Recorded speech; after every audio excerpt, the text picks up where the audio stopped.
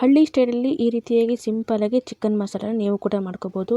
ಜಾಸ್ತಿಯಾಗಿ ಬ್ಯಾಚುಲರ್ಸ್ ಎಲ್ಲ ಈ ರೀತಿಯಾಗಿ ಮಾಡ್ಕೊಳ್ತಾರೆ ಮತ್ತು ಹಳ್ಳಿಗಳಲ್ಲೂ ಕೂಡ ಈ ರೀತಿ ಮಾಡೋದನ್ನು ನಾನು ನೋಡಿದ್ದೀನಿ. ಸಿಂಪಲ್ ಇರುತ್ತೆ ಹಾಗೂ ಟೇಸ್ಟಿಯಾಗಿ ಮಾಡ್ಬೋದು. ರುಬ್ಬೋ ಅಂಥದ್ದು ಇಲ್ಲೇ ಇಲ್ಲ, ಎಲ್ಲ ಹೆಚ್ಚಿಬಿಟ್ಟು ಹಾಕ್ಬಿಡೋದು ಅಷ್ಟೇ. ಆದರೆ ಈರುಳ್ಳಿ ಟೊಮೆಟೊ ಆಗಲಿ ಎಲ್ಲ ಹೆಚ್ಚಿಬಿಟ್ಟು ಹಾಕ್ಬಿಟ್ರೆ ಸಿಂಪಲ್ಲಾಗಿ ಪಟಾಪಟ್ ಅಂತ ರೆಡಿ ಆಗುತ್ತೆ ಮತ್ತು ತುಂಬಾ ಟೇಸ್ಟಾಗಿರುತ್ತೆ. ನಾನು ಜೊತೆಗೆ ಚಪಾತಿ ಕೂಡ ಮಾಡ್ಕೊಂಡಿದ್ದೆ. ಮುದ್ದೆ ಜೊತೆ, ಅನ್ನದ ಜೊತೆ ಎಲ್ಲ ಜೊತೆ ತುಂಬ ಕಾಂಬಿನೇಷನ್ ಚೆನ್ನಾಗಿರುತ್ತೆ.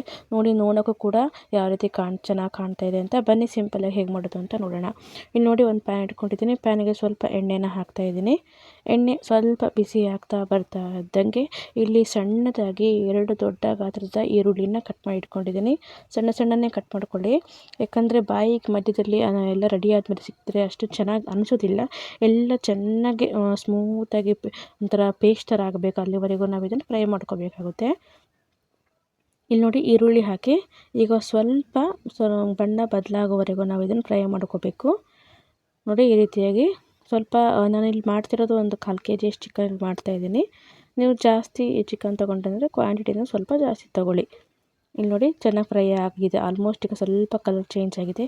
ಈಗ 1 ಚಮಚದಷ್ಟು ನಾನು ಶುಂಠಿ ಬೆಳ್ಳುಳ್ಳಿ ಪೇಸ್ಟ್ನ ಹಾಕಿದ್ದೀನಿ. ನೀವು ಸಣ್ಣದಾಗಿ ಶುಂಠಿ ಮತ್ತು ಬೆಳ್ಳುಳ್ಳಿನ ಕಟ್ ಮಾಡಿ ಕೂಡ ಹಾಕೋಬೋದು, ಇಲ್ಲ ಜಜ್ಜು ಕೂಡ ಹಾಕ್ಬೋದು.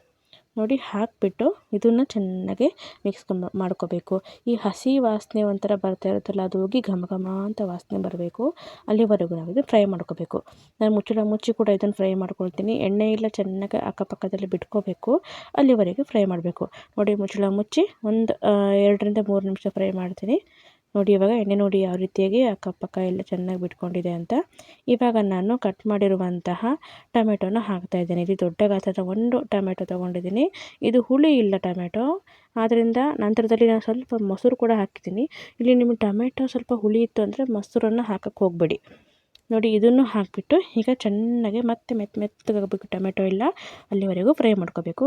ಜೊತೆಗೆ ಸ್ವಲ್ಪ ಉಪ್ಪು ಕೂಡ ನೀವು ಹಾಕ್ಕೋಬೋದು ಬೇಕಾದರೆ, ಬೇಗ ಮೆತ್ತಗಾಗುತ್ತೆ ಟೊಮೆಟೊ. ಇವಾಗ ಮತ್ತೆ ಮುಚ್ಚಿ ಮತ್ತೆ ನಾನು ಒಂದು 2-3 ನಿಮಿಷ ಇದನ್ನು ಫ್ರೈ ಮಾಡ್ಕೊಳ್ತೀನಿ.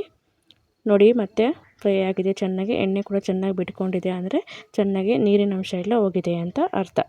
ಇವಾಗ ಇದಕ್ಕೆ ಮಸಾಲೆ ಐಟಮ್ಗಳನ್ನು ಹಾಕೋಣ. ಸಿಂಪಲ್ ಮನೇಲಿರುವಂಥ ಮಸಾಲೆ ಐಟಮ್, ಜಾಸ್ತಿ ಏನೂ ಬೇಡ. ನೋಡಿ ಈ ರೀತಿ ಮೆತ್ತಗಾಗಬೇಕು. ಆವಾಗಂತೂ ನಮಗೆ ಒಂದು ಚಿಕನ್ ಮಸಾಲೆ ತುಂಬ ಚೆನ್ನಾಗಿ ಬರುತ್ತೆ.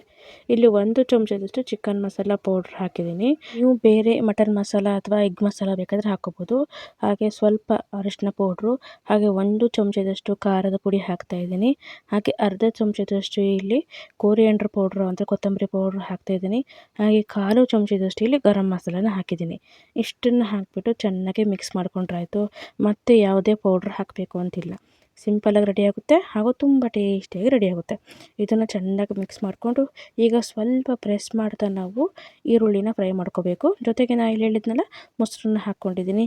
ಅದನ್ನು ಹೇಳಿದೆ, ನಿಮ್ಮ ಟೊಮೆಟೊ ಸ್ವಲ್ಪ ಹುಳಿ ಇತ್ತು ಅಂದರೆ ಮೊಸರನ್ನ ಹಾಕಕ್ಕೆ ಹೋಗ್ಬಿಡಿ. ನಂತರ ಸ್ವಲ್ಪ ಉಪ್ಪನ್ನು ಕೂಡ ಹಾಕಿಬಿಟ್ಟು ಈಗ ಚೆನ್ನಾಗಿ ಮಿಕ್ಸ್ ಮಾಡಿಕೊಂಡು ಈ ರೀತಿ ಸ್ವಲ್ಪ ಪ್ರೆಸ್ ಮಾಡಿ ನಾವು ಟೊಮೆಟೊ ಈರುಳ್ಳಿ ಎಲ್ಲ ಚೆನ್ನಾಗಿ ಒಂಥರ ಗ್ರೇವಿ ಥರ ಆಗಬೇಕು. ಅಲ್ಲಿವರೆಗೂ ನಾವು ಇದನ್ನು ಪ್ರೆಸ್ ಮಾಡ್ತಾ ಇರಬೇಕು. ನೋಡಿ ಈ ರೀತಿ ಮಾಡ್ಕೊಳ್ತಾ ಇದ್ದೀನಿ. ಮತ್ತು ಮಧ್ಯದಲ್ಲಿ ನಮಗೆ ಟೊಮೆಟೊ ಏನೂ ಸಿಗೋದಿಲ್ಲ, ಎಲ್ಲ ಮೆತ್ತಗಾಗಿರುತ್ತೆ. ಅದರಿಂದ ತುಂಬ ಚೆನ್ನಾಗಿ ಅನಿಸುತ್ತೆ ಈ ರೀತಿ ಮಾಡ್ಕೊಳ್ಳೋದ್ರಿಂದ. ಸ್ವಲ್ಪ ಉರಿನ ಕಡಿಮೆ ಮಾಡ್ಕೊಳ್ಳಿ, ಅಂದರೆ ಜಾಸ್ತಿ ದೊಡ್ಡ ಉರಿ ಇಡಬೇಡ್ರಿ. ನಂತರದಲ್ಲಿ ಇದೆಲ್ಲ ಚೆನ್ನಾಗಿ ಮೆತ್ತಗಾಗಿದೆ. ಎಣ್ಣೆ ಕೂಡ ನೋಡ್ರಿ ಎಷ್ಟು ಚೆನ್ನಾಗಿ ಬಿಟ್ಕೊಂಡಿದೆ ಅಂತ. ಇವಾಗ ನಾವು ತೊಳೆದಿರುವಂಥ ಚಿಕನ್ ಪೀಸ್ನ ಹಾಕ್ತಾಯಿದ್ದೀನಿ. ನೋಡಿ ಚೆನ್ನಾಗಿ ತೊಳೆದಿರುವಂಥ ಚಿಕನ್ ಪೀಸ್ನ ಹಾಕಿಬಿಟ್ಟು ಮತ್ತೆ ಇದನ್ನು ಮಿಕ್ಸ್ ಮಾಡ್ಕೋಬೇಕಾಗುತ್ತೆ ಸ್ವಲ್ಪ.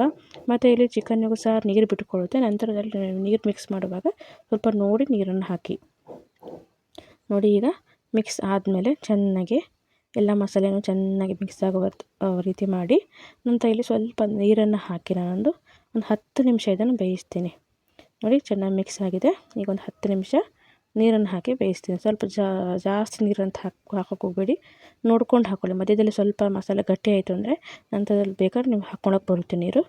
ನೋಡಿ ಇಷ್ಟು ನೀರು ಹಾಕಿದ್ದೀನಿ. ಇನ್ನು ಸ್ವಲ್ಪ ನೀರನ್ನು ಹಾಕಿಬಿಟ್ಟು ನೀವು ಮುಚ್ಚಿಟ್ಬಿಟ್ರಿ. ನಾನು ಜೊತೆಗೆ ಸ್ವಲ್ಪ ಕೊತ್ತಂಬರಿ ಸೊಪ್ಪನ್ನ ಹಾಕಿ ಮುಚ್ಚಿಡ್ತೀನಿ, ಯಾಕಂದರೆ ತುಂಬ ಚೆನ್ನಾಗಿ ಫ್ಲೇವರ್ ಬಿಟ್ಕೊಳ್ಳುತ್ತೆ ಕೊತ್ತಂಬರಿ ಸೊಪ್ಪಿಂದ. ಆದ್ದರಿಂದ ನೋಡಿ ಕೊತ್ತಂಬರಿ ಸೊಪ್ಪು ಹಾಕಿದ್ದೀನಿ. ಇವಾಗ ಮುಚ್ಚಳ ಮುಚ್ಚಿ ಒಂದು 10 ನಿಮಿಷ ಇದನ್ನು ಚೆನ್ನಾಗಿ ಬೇಯಿಸ್ತೀನಿ. ನೋಡಿ ಒಂದು 10 ನಿಮಿಷ ಚೆನ್ನಾಗಿ ಇದನ್ನು ಕುದಿಸಿದ ಮೇಲೆ ಈ ರೀತಿಯಾಗಿ ಚೆನ್ನಾಗಿ ಎಣ್ಣೆ ಬಿಟ್ಕೊಂಡಿದೆ. ಇವಾಗ ಸಿಂಪಲ್ಲಾಗಿ ನಮ್ಮ ಚಿಕನ್ ಮಸಾಲ ರೆಡಿಯಾಗಿದೆ, ಅದು ಹಳ್ಳಿ ಸ್ಟೈಲಲ್ಲಿ. ಮೇಲ್ಗಡೆಯಿಂದ ಸ್ವಲ್ಪ ಕೊತ್ತಂಬರಿ ಸೊಪ್ಪು ಉದುರಿಸ್ಕೊಂಬಿಟ್ರೆ ಆಯಿತು. ನಾನು ಗ್ಯಾಸನ್ನು ಕೂಡ ಆಫ್ ಮಾಡಿದ್ದೀನಿ. ನೀವು ಏನು ಮುಚ್ಚಳ ಮುಚ್ಚಿರಲ್ಲ ಆವಾಗ ಇವಾಗ ನೀವು ಸ್ವಲ್ಪ ಜಾಸ್ತಿ ಉರಿನಿಟ್ಟು ಇದನ್ನು ಕುದಿಸ್ಕೋಬೇಕಾಗುತ್ತೆ. ನೋಡಿ ಸಿಂಪಲ್ಲಾಗಿ ರೆಡಿಯಾಗಿದೆ. ಇನ್ನು ಸ್ವಲ್ಪ ಹೊತ್ತು ಬಿಟ್ಟು ನಾನು ಚಪಾತಿ ಕೂಡ ಮಾಡ್ಕೊಂಬಂದಿದ್ದೀನಿ. ಇವಾಗ ನೋಡಿ ಮೇಲ್ಗಡೆ ಎಣ್ಣೆ ರೊಟ್ಟಿ ಯಾವ ರೀತಿ ಕಾಣ್ತಾ ಇದೆ ಅಂತ. ಯಾಕಂದರೆ ಸ್ವಲ್ಪ ಹೊತ್ತು ಬಿಟ್ಟು ಚಪಾತಿ ಕೂಡ ಮಾಡ್ಕೊಂಡಿದ್ದಿಲ್ಲ, ಅದರಿಂದ ಸ್ವಲ್ಪ ಟೈಮ್ ಆಯಿತು. ನೋಡಿ ಈ ರೀತಿಯಾಗಿ ಸೂಪರಾಗಿ ರೆಡಿಯಾಗಿದೆ. ಇವಾಗ ನಾನು ಚಪಾತಿ ಜೊತೆ ಇದನ್ನು ಟೇಸ್ಟ್ ಮಾಡ್ತೀನಿ. ನೋಡಿ ಬಿಸಿ ಬಿಸಿ ಚಪಾತಿ, ಬಿಸಿ ಬಿಸಿಯಾದಂಥ ಚಿಕನ್ ಮಸಾಲ. ನೀವು ಕೂಡ ಇದೇ ರೀತಿಯಾಗಿ ಮಾಡ್ಕೊಳ್ಳಿ. ಹಾಗೂ ಯಾರೆಲ್ಲ ನಮ್ಮ ಚಾನಲ್ನ ಫಸ್ಟ್ ಟೈಮ್ ನೋಡ್ತಿದ್ದಾರೆ ದಯವಿಟ್ಟು ಸಬ್ಸ್ಕ್ರೈಬ್ ಮಾಡ್ಕೊಂಡು ಲೈಕ್ ಮತ್ತು ಶೇರ್ ಮಾಡಿ. ತುಂಬ ವೀಡಿಯೋಗಳನ್ನು ಹಾಕಿದ್ದೀನಿ, ನಮಗೂ ಕೂಡ ಸಪೋರ್ಟ್ ಮಾಡ್ತಾರೆ. ವಿಡಿಯೋ ನೋಡಿದ್ದಕ್ಕೆ ತುಂಬ ಧನ್ಯವಾದಗಳು. Thank you. Bye bye.